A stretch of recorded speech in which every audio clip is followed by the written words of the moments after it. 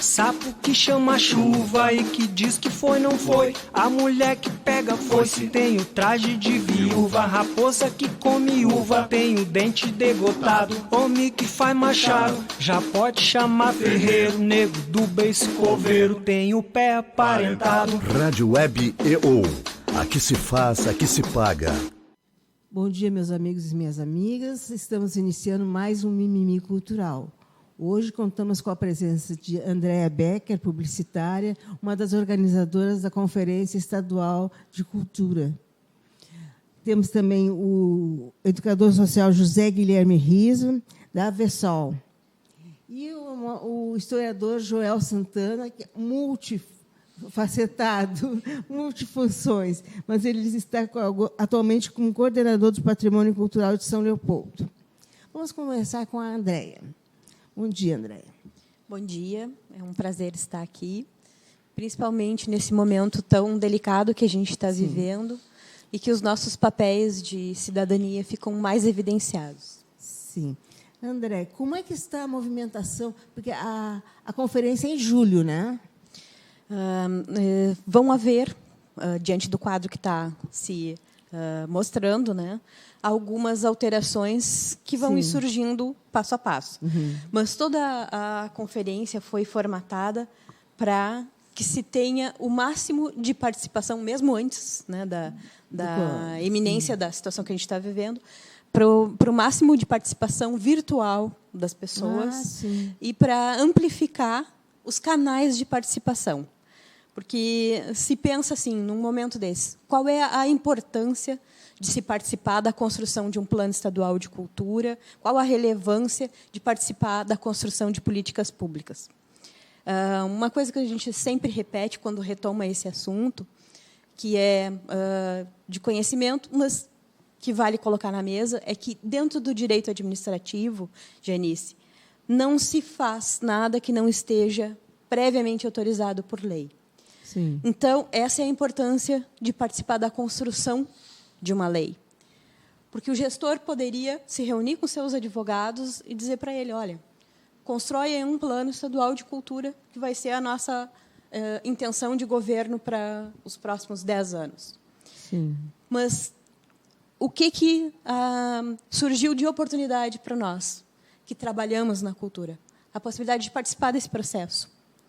Então, o que nós estamos fazendo é abrir o máximo de canais possível e chamar as pessoas para participar, para que elas coloquem a cor do seu lugar, o jeito que estão vendo a cultura do Estado. Na verdade, essa conferência vai ter...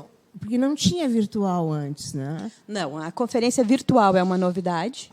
Né? Havia uma plataforma de publicidade para as proposições que estavam sendo sistematizadas. Nas outras conferências, nas outras redações, nos outros trabalhos. Esse trabalho começou há muito tempo atrás, lá em 2012, antes, né, Joel? Mas o trabalho é contínuo e esteve parado por quase 10 anos. Agora nós somos chamados de novo a poder participar, a dizer, né, quem somos e para onde queremos ir com a cultura.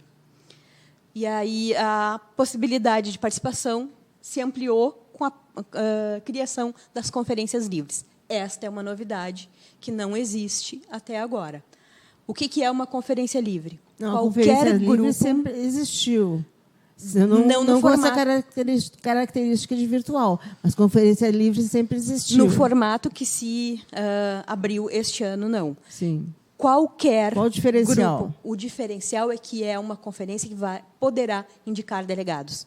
A partir de 10 pessoas que se reúnam para pensar políticas públicas, para pensar o Plano Estadual de Cultura, esse grupo poderá indicar um delegado para participar da conferência, votar os assuntos que vão estar na pauta e participar efetivamente. Olha, na verdade, não apenas quando fazer proposições. Houve a conferência de comunicação em 2010, Já existia a conferência livre, a livre, e tirava delegado, sim. O formato das últimas conferências eram de conferências regionais. As conferências anteriores às conferências regionais eram pré-conferências e depois eram direcionadas para a regional. Então, outros delegados eles eram submetidos à regional. A possibilidade de apresentar delegado a partir de conferência completamente livre é nova. Direto sem escala. Direto, sem escala. Uhum. Isso aí, sim, não era assim. Então, o que a gente pensa é o seguinte, né? Que é uma boa oportunidade da gente criar o futuro que realmente gostaria de ver surgir. Participar desse processo de instituição de um plano estadual de cultura, sim, e apontar as nossas necessidades, as nossas visões de mundo, ainda propondo metas para o governo, amarrando o governo do Estado na execução das metas que, num momento em que a plenária geral, sim, aprovar, através de votação, através da participação destes delegados. Quantas participações vocês acreditam que vão ter? A instituição dos assentos prevê em torno de 400 pessoas, 400 sim, delegados. Mas outra opção de participação também, nós temos a opção também de observador, uhum, como observador sem a posição de votar. Direito a voto.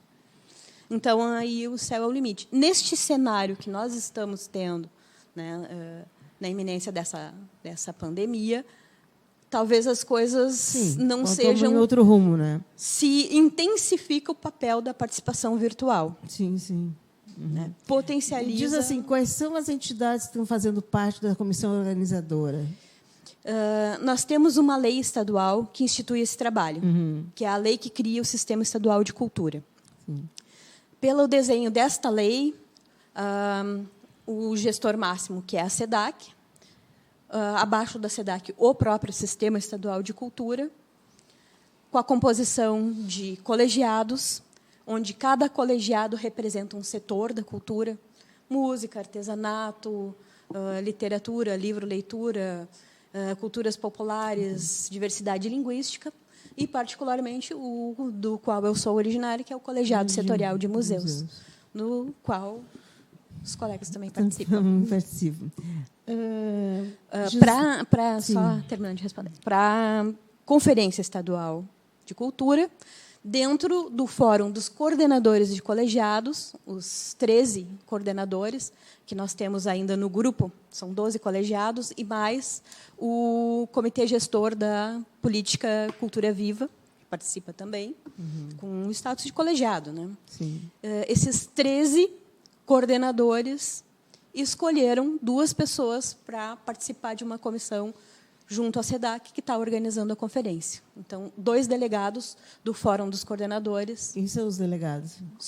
Somos eu, Andréa Becker, pelo Colegiado Setorial de Museus, representando sim, todo esse fórum, sim, e a Jaqueline Custódio também. Ótimo, ótimo.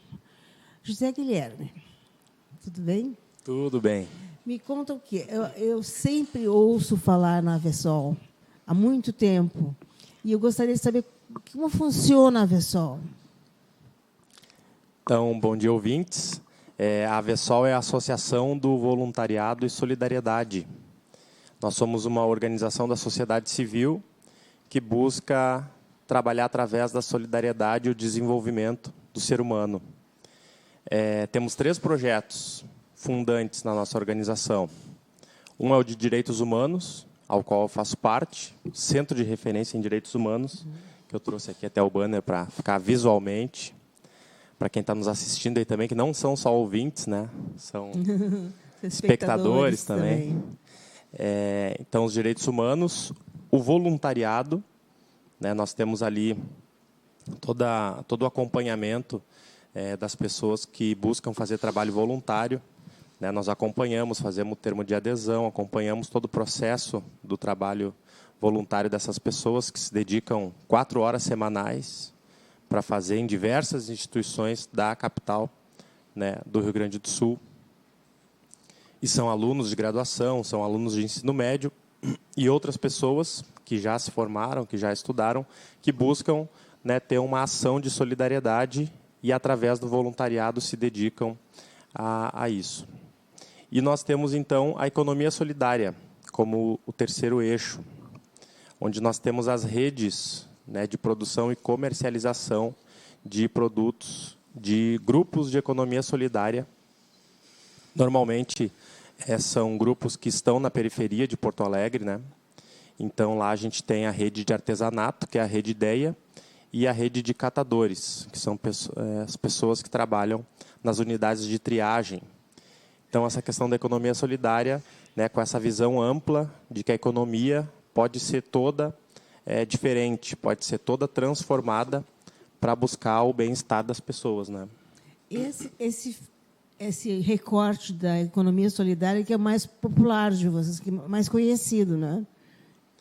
É um grande programa que nós temos, tem muita eficácia na vida das pessoas, né? As pessoas geram renda através da economia solidária, sustentam suas famílias através da economia solidária, frente a essa realidade de falta de emprego, né? Então, as pessoas buscam no trabalho, né, nas suas alternativas de trabalho, a sua sustentação, a sua geração de renda, o que acumula muito para a economia como um todo. Sim. Porque as pessoas, independente, né, de terem uma vaga de emprego, elas buscam a sua alternativa de geração de renda e, com isso, contribuem consumindo e para todo o resto da sociedade como um todo, né? Então, a economia solidária é muito conhecida porque ela envolve muitas pessoas.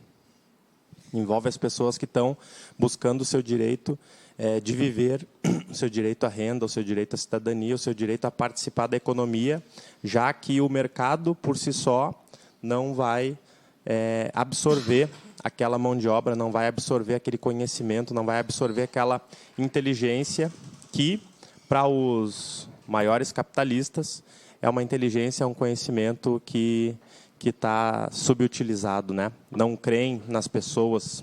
E como nós somos uma instituição que crê nas pessoas, nós defendemos os direitos humanos, defendemos, né, a inclusão dessas pessoas na economia e na sociedade. Bom dia, historiador Joel Santana.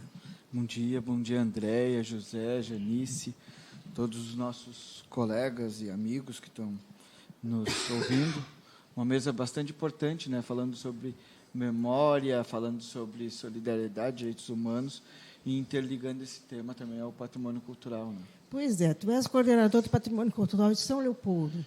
Isso, estamos na coordenação lá, desenvolvendo um trabalho, né? Até há pouco tempo estava na gestão do Museu do Trem, agora assumiu a colega Alice Benvenuti na instituição, a direção da instituição, e seguimos fazendo uma série de programas lá na área do patrimônio cultural, na preservação dos prédios, na interligação com o sistema integrado de museus e memória da cidade, enfim, uma série de ações que buscam a preservação desse campo da memória, do patrimônio cultural. Certo. Tu tiveste uma experiência lá no Museu do Trem. Ficaste quanto tempo no Museu do Trem? Na verdade, a gestão, eu fiquei 3 anos e um pouquinho na gestão do Museu do Trem. A gente fez toda uma... terminamos agora na última semana a entrega de uma série de obras e também já o repasse da gestão para a Alice poder ir tocando. Então, a gente concluiu lá um projeto de uma reserva técnica e com aquisição de equipamentos, com restauração do prédio do antigo armazém da ferrovia e também com um termo de ajustamento de conduta, que já é um projeto já da coordenação de patrimônio, do ajustamento das pedras, já gerando esses novos banheiros com acessibilidade, enfim, com todas essas necessidades que são específicas para atender esses públicos, também lá no museu, que tem um fluxo bem grande, né? E na coordenação do patrimônio cultural, que atividades você está desenvolvendo? O nosso principal hoje, carro-chefe, é a implementação do inventário, né? Então, o que é o inventário? É um instrumento de proteção dos imóveis, onde foi feito um trabalho de pesquisa, né, sobre esses imóveis, e a gente está duplicando a lei de proteção desses imóveis. Então, nós saímos de 135 imóveis para 265. Então, trabalhando toda uma série de gamas, estamos trabalhando a legislação, formatos de processo de educação patrimonial, leis de incentivo, lei de despoluição visual, a lei de parklets, enfim, uma série de ações, claro, muito também junto à diretoria de urbanismo, conselho, plano, fundo do patrimônio. Então, é uma cadeia ampla que envolve mostrar o patrimônio. Estávamos falando do parklet.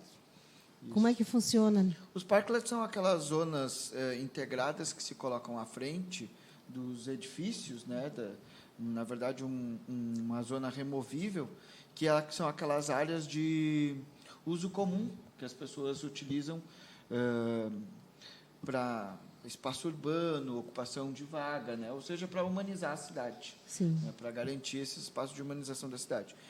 E aí nós estamos discutindo até que ponto ele é uma extensão do comércio ou ele é uma área de interesse urbano, de interesse da cidade. Então, estamos construindo essa legislação, pensando todas essas prerrogativas para que as pessoas possam usar a cidade, seja um foco dessa...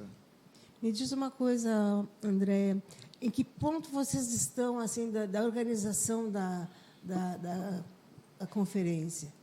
A conferência, a gente terminou a semana passada de redigir o regimento. Regimento interno. E o regimento é, na verdade, o desenho do que vai acontecer. Sim. Então, acredito que mais uma semana para amadurecer, para adaptar a questão da pandemia. Mas o próximo passo é divulgar e fazer as chamadas. Se tu me permite, Janice, eu gostaria de dizer assim, uma observação também. Nós somos duas titulares, eu e a Jaqueline. E a Jaqueline Custódio, pela coordenação do Colegiado de Memória e Patrimônio. E mais 2 suplentes, nós estamos trabalhando integralmente os 4 da mesma forma. Claro. Que é a Leila Silveira, de Canoas, coordenadora do Colegiado de Audiovisual, e o Luciano Balém, que é de Caxias, coordenador do Colegiado de Música. Então, nós 4 representamos o Fórum dos Coordenadores de Colegiados na organização da conferência. E eu vejo assim, estou muito feliz de estar aqui escutando todos, porque, na verdade, a gente está falando de solidariedade, que é o tema do programa, e de um chamado para a cidadania. Sim. Porque me parece assim que o grande momento está na gente se perceber essa parada, se tem todo de ruim que a gente não precisa nem enumerar, tem um lado que pode ser aproveitado para a gente se repensar enquanto cidadão, enquanto ser humano, na empatia, de se colocar no lugar do outro, de se perceber fazendo parte de uma coletividade, que nós não somos só os nossos umbigos. E também pensar o quanto é importante o planejamento em todas as áreas da nossa vida pública, em todas as áreas da nossa vida de coletivo. Que nada acontece se a gente não planejar antes. O Joel está falando aí do trabalho que tem em instituição de leis para poder alavancar e botar em prática a proteção de cada imóvel de uma lista. A lei de isenções para o dono que está cuidando, a lei de usos, a lei que vai cuidar da parte de reforma desse imóvel, de restauro, se ele é tombado, a questão da solidariedade enquanto possibilidade de acesso ao trabalho, e que gera para nós, além disso, também um ganho na ciclagem, na reciclagem dos bens, das pessoas, das atitudes. Eu acho que tem muito disso nesse nosso momento. E a conferência também é um trabalho de planejamento estratégico nesse sentido. Árduo, grande para a área da cultura, para os próximos 10, 20 anos. É esse o trabalho da conferência. Eu estou feliz porque tu estás aqui, porque nós tivemos vários empecilhos, reuniões foram marcadas no mesmo horário, e a Andréia disse assim, não, eu vou priorizar o teu programa. Então, eu estou muito agradecida da tua presença. E eu que agradeço.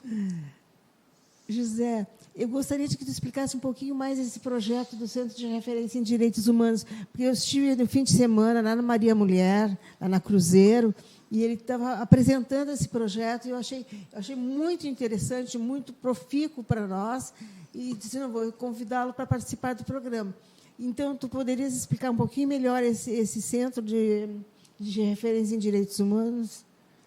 Como é que vai funcionar? Como é que exige das instituições? Então, nós somos um centro de referência em direitos humanos que tem uma equipe de 3 pessoas. Eu como educador, um advogado e uma assistente social, que realizam atividades de formação. Nós fazemos oficinas em direitos humanos em diversas instituições, tanto instituições privadas, né, colégios privados, quanto instituições públicas, né, outras organizações da sociedade civil, para crianças, adolescentes, jovens, mulheres, adultos, idosos, todo tipo de pessoa que deve conhecer os seus direitos, né? E cada um com suas peculiaridades. Com as suas especialidades, com a sua... tem sempre uma coisa que move as pessoas, um tema que move as pessoas, às vezes é a questão da discriminação que sofre, né? Então, buscando sempre, de alguma maneira, combater, né, a violação de direitos humanos que a pessoa está sofrendo. Então, a gente tem o foco na criança, no adolescente e no jovem, porque a gente sabe o quanto que essas pessoas devem ser protegidas no período do seu desenvolvimento humano, né? Então, a gente trabalha muito em instituições que realizam programas sociais, como o Serviço de Convivência e Fortalecimento de Vínculos. Nós vamos fazer parcerias para levar a questão dos direitos humanos a crianças e adolescentes que estão ali participando dessa política pública, né, que participam do trabalho educativo em diversas instituições, né. Estamos também organizados com os conselhos estadual e municipal dos direitos da criança e do adolescente, principalmente com os fóruns em defesa dos direitos da criança e do adolescente no município e no estado. Fizemos essa representação, esse acompanhamento da política pública, participamos, né, através desses canais que a gente pode participar como organização da sociedade civil para fazer o bom debate sobre como a gente deve desenvolver as políticas públicas a partir da visão e da perspectiva das pessoas que a recebem. Sim. E não só, achei interessante o comentário da Andréa, né? O que seria um plano de cultura pensado por técnicos, sem receber a ideia e a mensagem das pessoas que vivem a cultura, que vivem na cidade, né? Então, é importantíssimo que a gente estimule a participação social das pessoas e nós temos essa geração dos jovens e dos adolescentes, das crianças, como uma geração que pode transformar o nosso mundo e, por isso, o foco neles, né, a prioridade neles. Mas, como tivemos no Maria Mulher, lá também a gente sabe o quanto é importante nas comunidades, né, a gente abriu o leque de ações e, então, fizemos essas oficinas, essas formações de direitos humanos com diversos temas: direitos humanos e cidadania, direitos humanos e direitos da criança e do adolescente. Trabalhamos a questão do bullying, da cultura da paz, os direitos humanos e a importância da gente preservar o nosso meio ambiente, direitos humanos e a questão de gênero, o papel das mulheres, o papel dos homens, como é compreendido, né, o papel das mulheres e dos homens na nossa sociedade, como a gente deve superar essas compreensões e fazer com que a gente se entenda como ser humano, se respeite, se trate como igual. E a questão da sexualidade dentro disso também. E outros diversos temas também, direitos da família, direitos dos idosos, né? Fizemos articulações e parcerias com instituições que às vezes nos pedem temas e nós temos também, claro, um portfólio de formações. Trabalhamos com educadores também das instituições, né, para que eles sejam multiplicadores, formadores, né, damos assessoria nesse sentido. Também atendemos pessoas que vêm nos denunciar casos de violação de direitos humanos. Temos nosso atendimento sempre às quintas pela manhã, sim, onde a gente recebe, né, essas denúncias. Fizemos o formulário lá, o acompanhamento desses casos e também ampliamos bastante esse serviço dos atendimentos, da orientação sócio-jurídica para imigrantes. Por causa do grande fluxo migratório que nós tivemos, principalmente com a crise venezuelana, né? E antes mesmo da crise venezuelana, nós já vínhamos vendo, né, a ocupação de haitianos, senegaleses, Até engraçado, tem uma nação, uma nacionalidade, um povo, que nós não enxergamos muito como o maior fluxo migratório em Porto Alegre, mas são os bolivianos, Que vieram de São Paulo. que estão em maior número aqui como imigrantes na capital. Eles são quietos, né?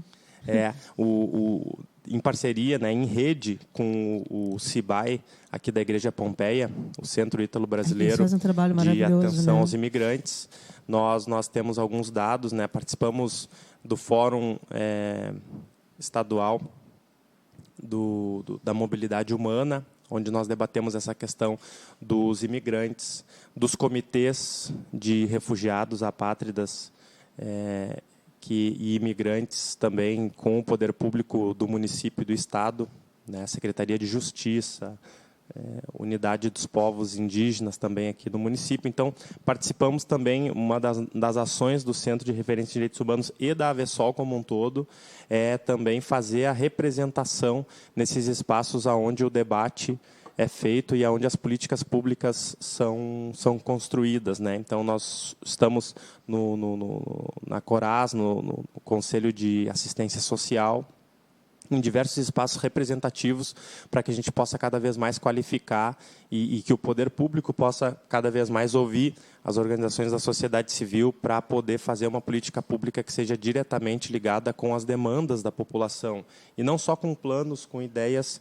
que vêm dos governos ou que vêm das gestões, mas sim o que a sociedade precisa que seja feito para que a gente possa, né, juntar essas demandas, porque a gente sabe que o Estado sempre se posiciona, né, o poder público sempre se posiciona, mas ele deve ter um posicionamento que seja através da leitura das reais demandas, da realidade da sociedade, né? Então, a gente participa dessas representações, estamos nas comunidades e em contato com as pessoas através das oficinas de formação, e fizemos esse atendimento para que a gente combata aí a violência que as pessoas sofrem, né? Tanto a violência psicológica, quanto a violência física, quanto as discriminações, as opressões que as pessoas sofrem umas das outras, né? Sempre buscando o desenvolvimento da igualdade, do respeito, porque esses são direitos constitucionais, não são apenas valores, né? Sim. São valores, nós carregamos os valores, nós que defendemos a solidariedade,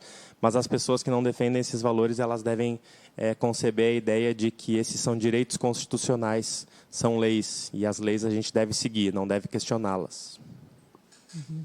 Joel, São Leopoldo tem uma peculiaridade, né? Uma cidade muito bonita, eu acho que um povo bastante civilizado, né? E tem uma vida cultural muito intensa.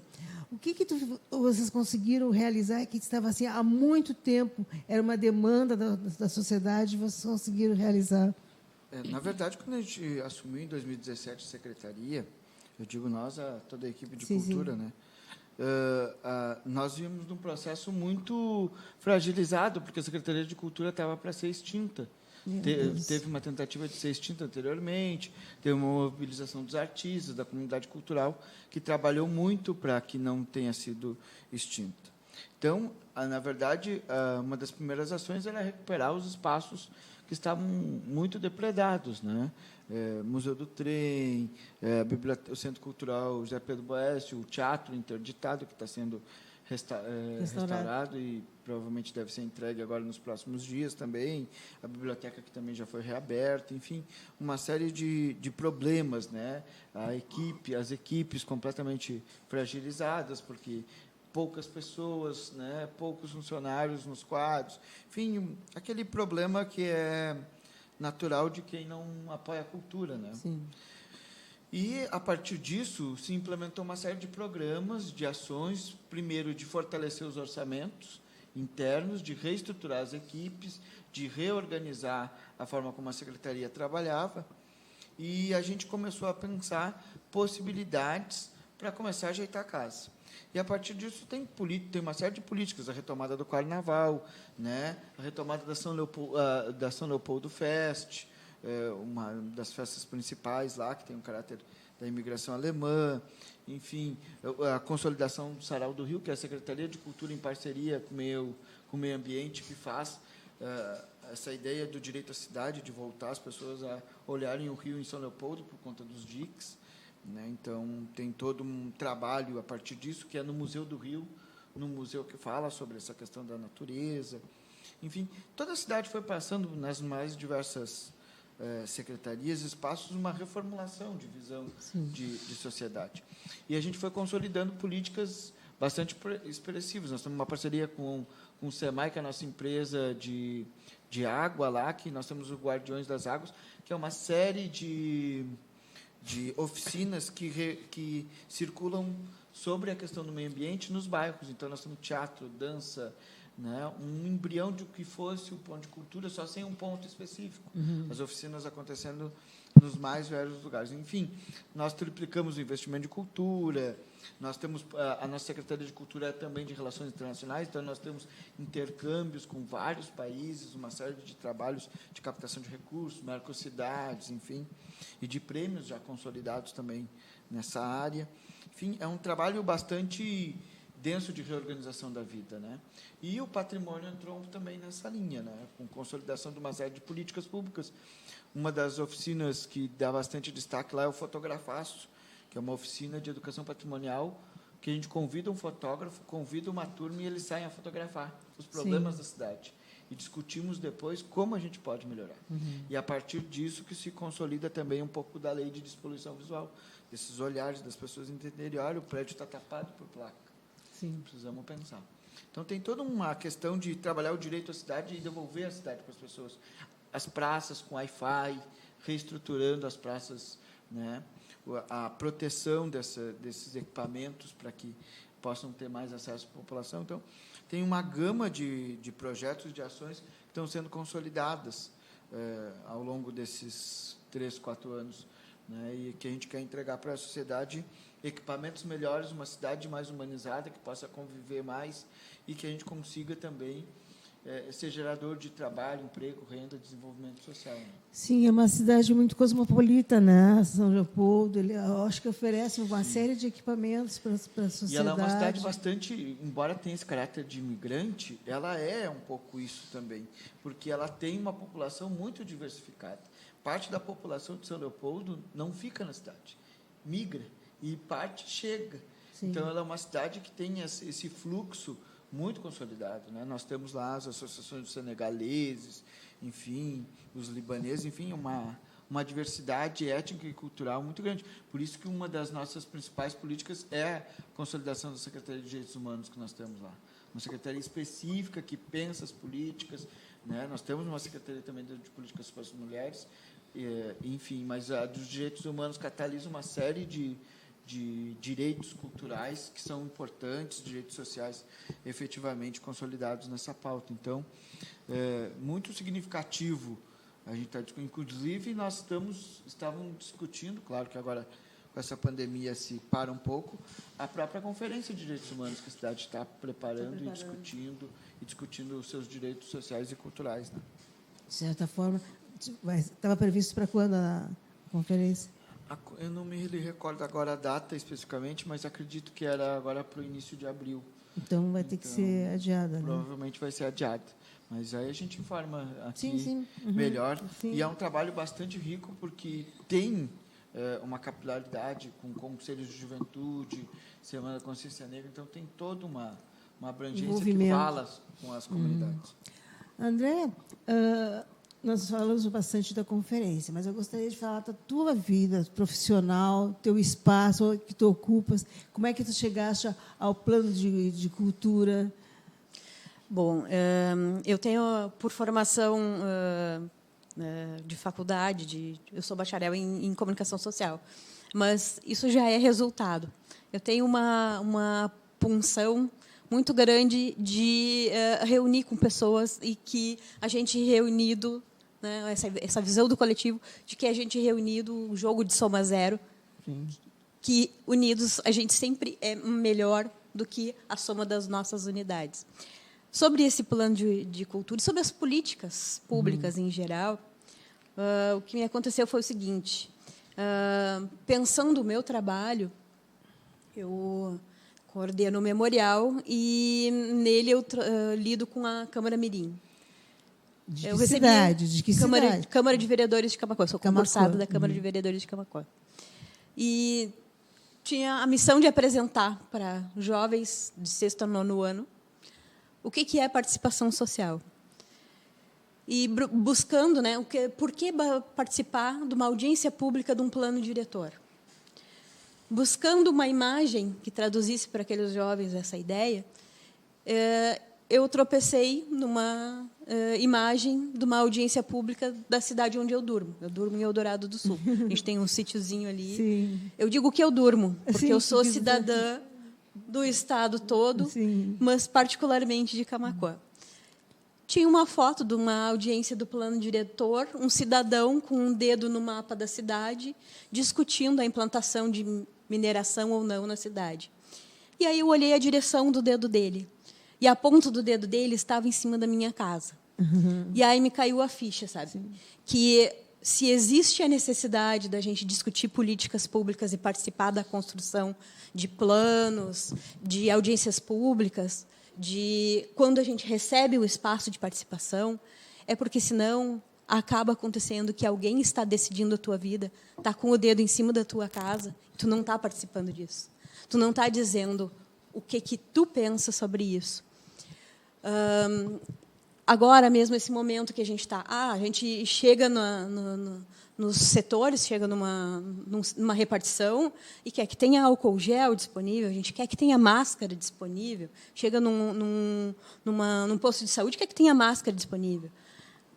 É de consciência de todos que só vai ter uma máscara disponível, um álcool gel, se em algum momento, num plano de contas do município, tem escrito uma linha lá dizendo: esse município pode comprar máscara e distribuir para as pessoas. Uhum. Então, perceber isso no exercício da coordenação do memorial, no exercício da educação patrimonial que eu faço dentro do meu trabalho, me acordou para a necessidade de uma participação qualificada. Porque todo mundo está disposto a dar o seu palpite, dar a sua opinião num Facebook, numa rede social. Todo mundo tem a opinião para dar. Mas quando a gente monta um conselho que vai ter que se debruçar em cima de leis, fazer leituras, escolher por os outros, com os outros, é difícil. Quando a gente tem uma associação que precisa de trabalho voluntário, às vezes as pessoas não aparecem. Então, eu entendo que o momento é propício para a gente repensar isso. E foi a ficha que me caiu olhando a foto do meu vizinho com o dedo em cima da minha casa. E foi isso que eu procurei levar, daquele momento em diante, para todas as áreas do meu trabalho. Coordenando o memorial, eu conheci o pessoal da rede de educadores em museus. Essa participação na rede de educadores em museus me levou a pensar tudo isso. REM, do Rio Grande do Sul, que é uma estrutura horizontal, onde a gente se apoia, se ajuda, faz trocas de forma completamente livre, digamos assim, sem institucionalização. E, a partir da REM, eu comecei a participar do colegiado setorial de museus, que tem um assento para a REM lá. E aí, a política pública e a cidadania, quando a gente começa a vivenciar. Esses dias, um personagem numa novela estava falando, alguém estava dizendo assim: poxa, todo mundo é tão leviano dizer, porque o fulano é ecochato, tudo é sustentabilidade. Tu procura identificar o sofrimento que tem a pessoa quando ela se dá conta do quanto o nosso mundo é complexo e precisa que cada um seja melhor e pense no coletivo primeiro. É um sofrimento real quando a gente começa a deixar o egoísmo e pensar nas questões maiores que a gente, o patrimônio, a memória, os legados, a entrega que a gente vai fazer para os próximos, um planeta melhor. Então, é um compromisso da gente ser uma pessoa melhor. É o nosso dado cultural que não permite, né? É um condicionamento já da população de não... Falando nesses termos de voluntariado, como é que a pessoa faz se quiser ser voluntária da VESOL? Então, a pessoa pode entrar em contato conosco através dos nossos telefones, 3221-2318. Tem também o nosso endereço. Nós somos do bairro Floresta, na rua Almirante Barroso, número 665. Lá nós vamos receber a pessoa, vamos fazer uma entrevista. Nós temos lá o nosso coordenador de voluntariados que vai acompanhar todo o processo de entrevistas, de alocação, né, identificação de onde aquele voluntário vai poder atuar e de alocação dele e acompanhamento do trabalho na instituição. Porque nós temos diversas instituições que são inscritas na AVESOL, e aí esse voluntário ele vai poder...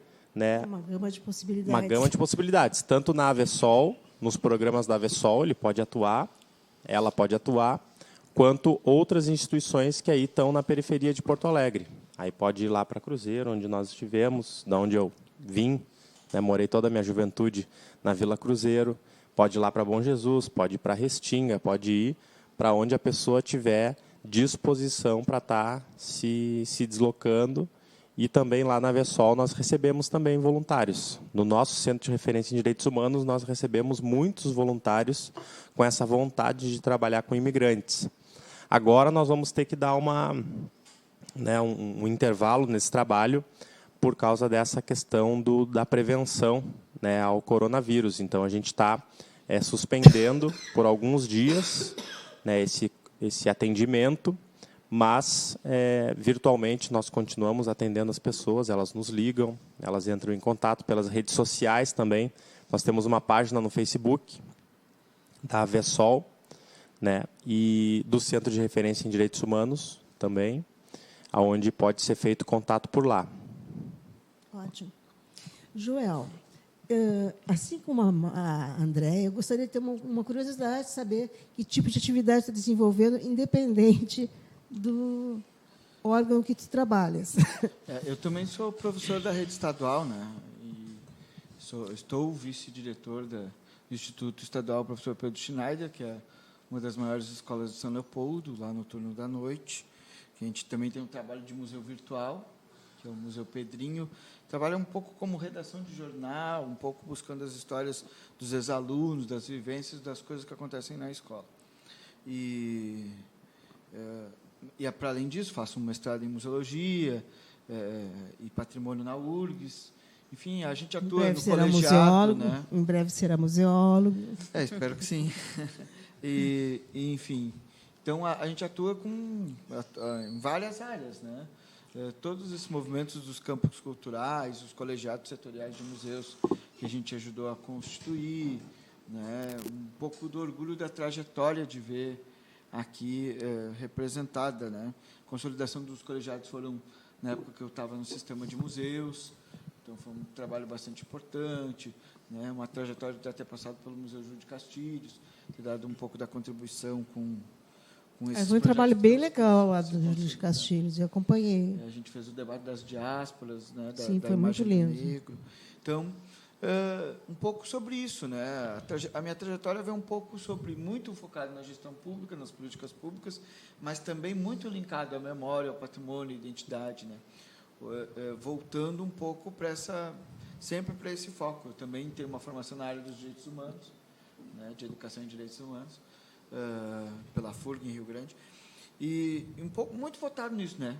O direito cultural também é um direito social. E pensar isso, né, como direito à cidade, como direito, né, dessas pessoas o que na verdade a gente leva da vida? A gente não leva nem o nosso corpo, né?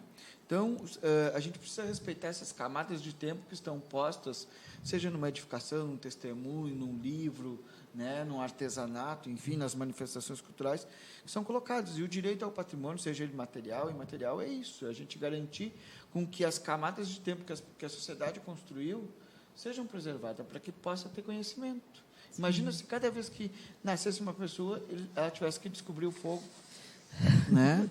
Imagina, a gente não conseguiria ter um desenvolvimento social, humano, né? Repassar essa série de conhecimentos que a humanidade produziu. Então, o patrimônio é um pouco isso, é a proteção desse direito do conhecimento ser repassado, né? Nas mais diversas formas.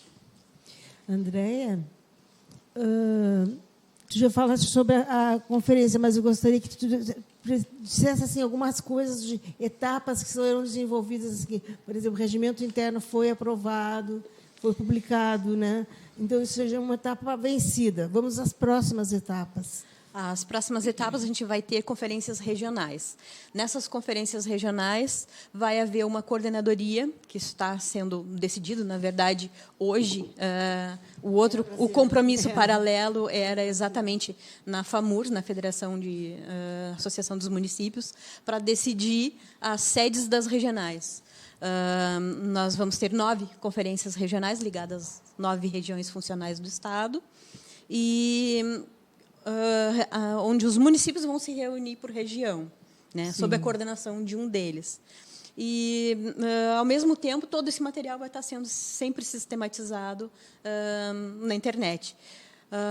O convite, para quem nos ouve, é procure a sua forma de participação. Sim. Seja reunir um grupo da faculdade, ou da biblioteca que frequenta, do arquivo que frequenta, da cinemateca, da música, do setorial em que se identifica, procure esse grupo, se alie na participação em uma conferência livre, em uma conferência regional, ponha a sua voz, faça a sua participação. Se não está institucionalizado, eu participo estou num grupo lá na comunidade, não tenho trânsito nenhum em instituição. Vamos organizar aqui o pessoal aqui do bairro, vamos fazer uma conferência família, livre. Né? Tem famílias grandes. Até né? Isso. Um piquete, a escola. Existe essa possibilidade. Vamos fazer uma conferência livre. Vamos decidir um tema, vamos sistematizar.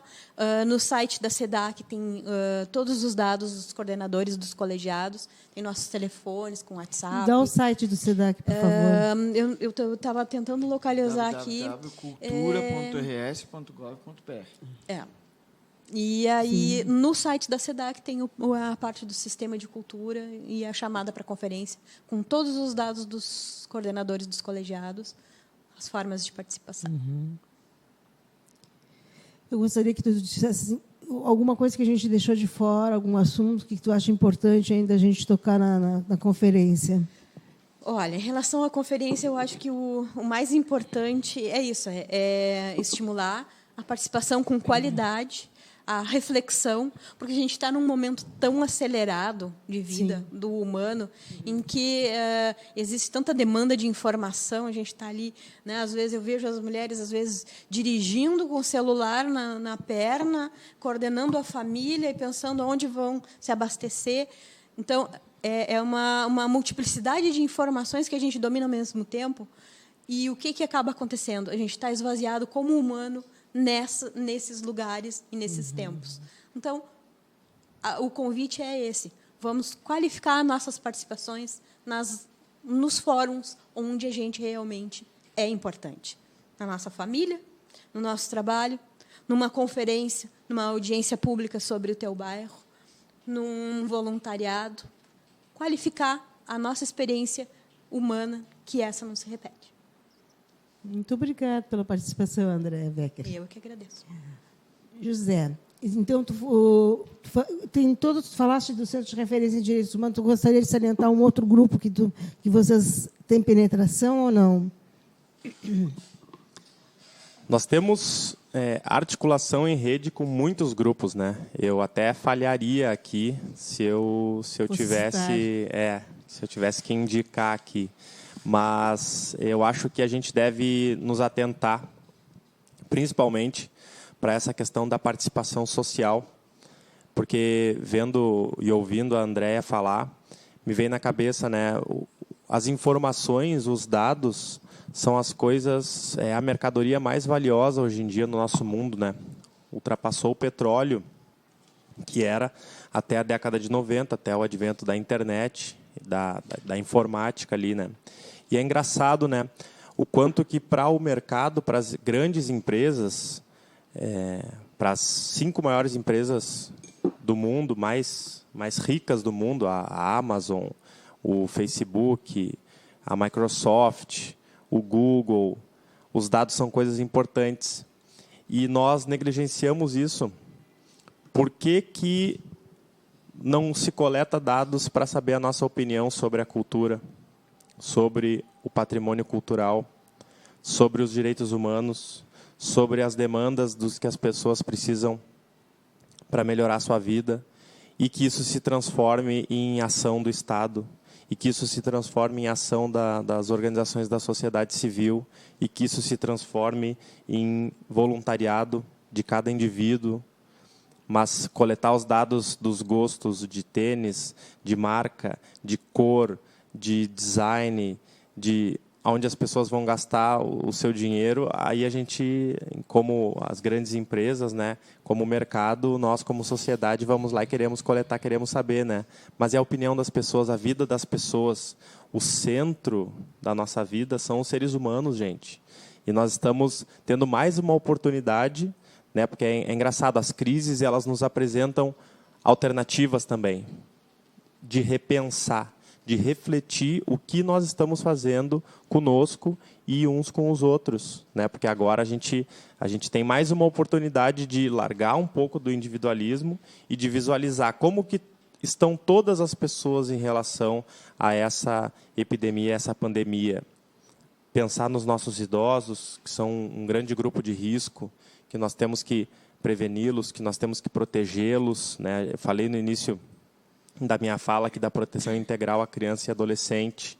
Esses são mais fortes, são mais resistentes ao coronavírus. Mas e os idosos? Como nós vamos ser solidários? Como nós vamos estender a nossa mão para um idoso que não tem acesso aos bens que alguns de nós têm? Então, a gente, mais uma vez, tem uma oportunidade, como sociedade, de compreender o nosso papel através da solidariedade e melhorando o nosso mundo. E tem formas para a gente fazer isso, mas a gente precisa buscar. Virtualmente, a gente tem muitos acessos agora, muita informação, a gente pode encontrar muitas coisas. Então, podem procurar a Vessol, procurem a Vessol, podem procurar os seus vizinhos, associações comunitárias que estão próximas da casa de vocês, procurem. Tenham uma ação nas redes sociais, tenham uma ação na educação das pessoas que transforme essa forma de viver, né? E aí, acho que é essa mensagem que a gente poderia deixar no final da nossa entrevista aqui, né? Para a gente sempre pensar que o outro é parte de nós e que toda ação, se ela não for coletiva, nós não vamos alcançar ela no plano individual. Né? Se a epidemia tomar conta de toda a sociedade, os indivíduos vão junto, porque as questões são sociais, são coletivas, e o melhor que a gente possa fazer para viver com bem-estar e para cuidar de todas as pessoas é o nosso caminho, é a única saída. A gente fica pensando, às vezes, em muitas alternativas, né? Nós só temos uma saída na vida, gente, cuidar uns dos outros. Então, que bom estar aqui com vocês hoje, com gente que tem tantos projetos para a gente conhecer também, para a gente poder também ser parceiro, conhecer, trocar ideia, se conectar, né? Porque a importância nesse momento é de nos unir. A gente sabe que o individualismo, a gente precisa se isolar agora um pouco, deixar de estar nos centros, né? Mas o isolamento, ele é um isolamento, né, que é necessário só para esse momento de urgência. A gente sabe que a união é que realmente é o que resolve as coisas e a única saída, a unidade, né, para a gente poder chegar num bem comum. Tá certo, muito obrigada, José Guilherme. Joel, várias atividades tu já conseguiste dar conta lá no patrimônio cultural. Tem algumas atividades que tu ainda está devendo, que tu acha que tu vai construir, tu vai conseguir construir? Nós estamos consolidando, na verdade, agora nós estamos num processo muito rico, porque nós levamos 2 anos na consolidação do inventário.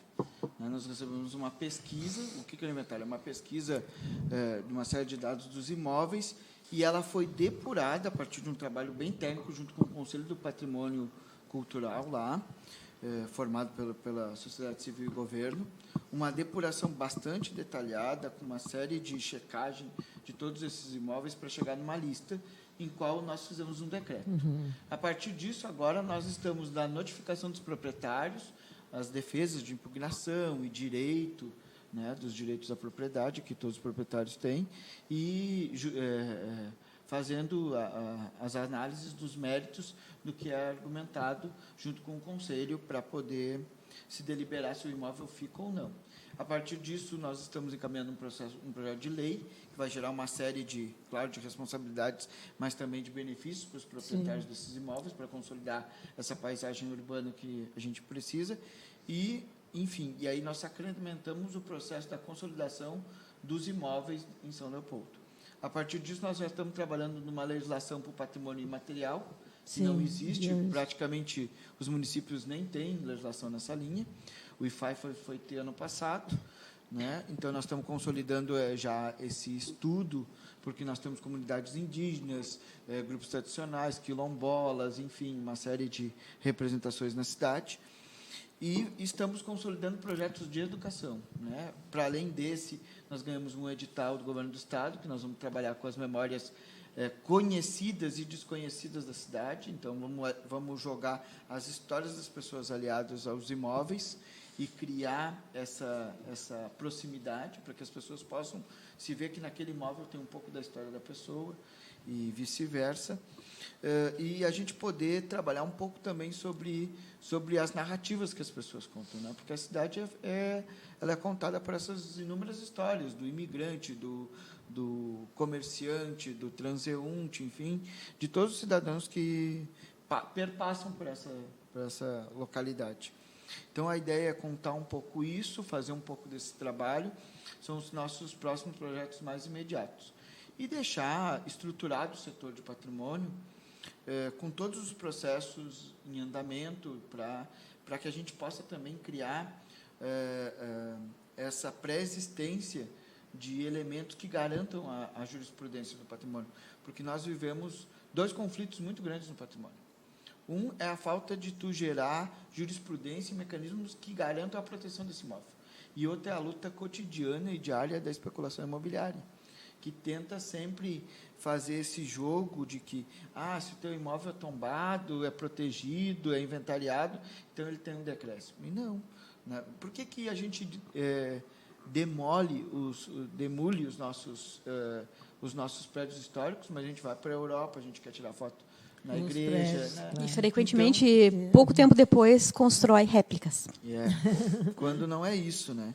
Então, a gente vai para a Europa, o brasileiro é o público que mais consome museus, consome espaços culturais de patrimônio. Mas aí, quando é o meu patrimônio, quando é o meu, não pode ser protegido. Então, a gente precisa trabalhar a educação patrimonial, a educação em museus, enfim, esses espaços culturais para que as pessoas se assumam essa responsabilidade, possam se reconhecer neles.